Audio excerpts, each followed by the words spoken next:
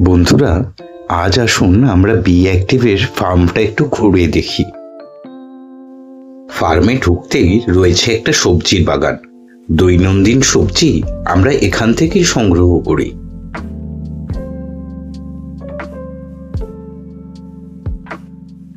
ছোট পরিসরে রয়েছে একটা জলাধার, যেখানে আমরা মাছ চাষ করি।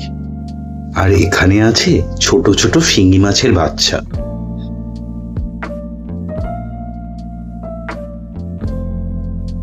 আর এখানে রেখেছি কিছু বদ্রি পাখি, দেখা যাক কি হয়।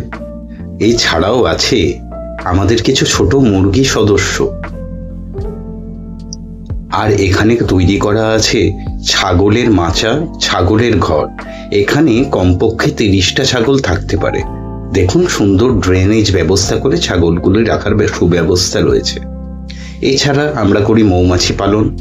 মৌমাছি রয়েছে, যেখানে বক্সের মধ্যে সুন্দর মধু, অর্গানিক মধু আপনারা পেয়ে যাবেন।